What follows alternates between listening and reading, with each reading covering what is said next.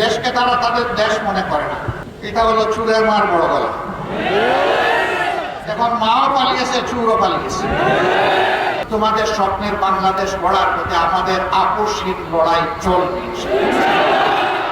অতি অল্প সময়ে তাদেরকে সব কাজ গুছাতে হবে, খুনিদের বিচার করতে হবে, প্রয়োজনীয় সংস্কার সাধন করতে হবে, তারপরে একটা সুস্থ নির্বাচনও দিতে হবে।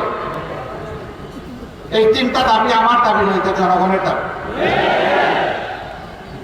সম্মানিত ভাইয়েরা, কিন্তু যতটুকুই সময় পান কিছু কাজ তো আপনাদেরকে করতেই হচ্ছে।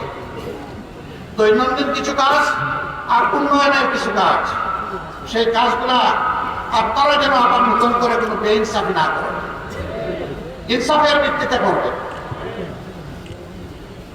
আমাদের সন্তানেরা জীবন দিল, 24-এর গণহত্যায় তাদেরকে দুনিয়া থেকে বিদায় করা হলো, অনেকগুলো লাশের আজ পর্যন্ত কোনো খবর পাওয়া গেল না।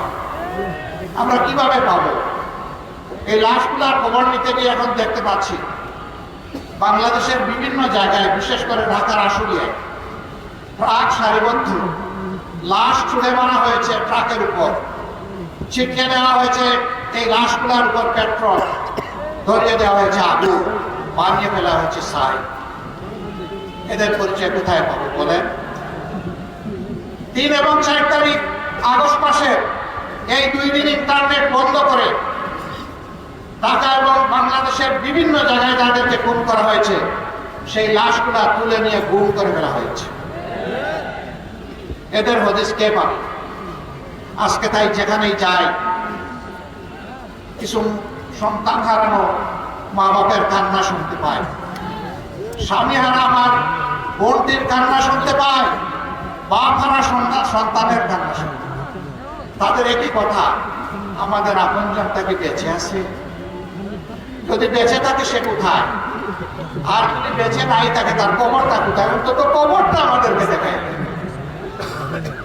আমরা তাদের কবরটা থেকে কিছু প্রসাদ করি। এই জাতি তো কবরের সন্ধান দিতে পারছে না, যেহেতু ছাই বানিয়ে ফেলা হয়েছে, যেহেতু গুম করে ফেলা হয়েছে। অসংখ্য লাশ।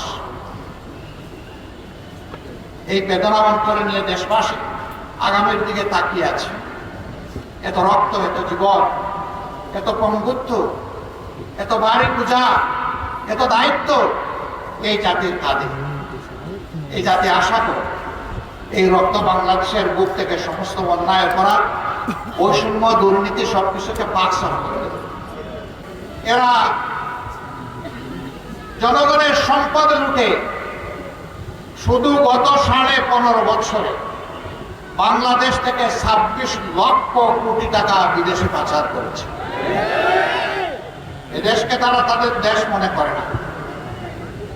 সবগুলার খবর নিয়ে দেখেন, রাজনীতি করে বাংলাদেশে বউ বাচ্চা পাঠিয়ে দিচ্ছে বিদেশের মাটিতে। কানাডায় তারা বেগমপাড়া গড়ে তুলেছে, আমেরিকার বিশাল বিশাল এলাকায় তারা আশ্রয় নিয়েছে।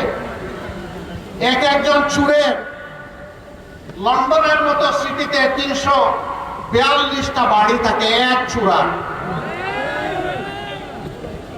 এইরকম চুরের খনিগুলা তৈরি হয়ে গিয়েছিল, আর বাংলাদেশের মানুষের সম্পদের খনি তারা লুট করে নিয়ে গেছে।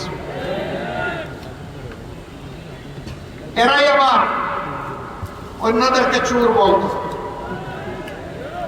এটা হলো চুরের মার বড় গলা। এখন মাও পালিয়েছে, চুরও পালিয়েছে।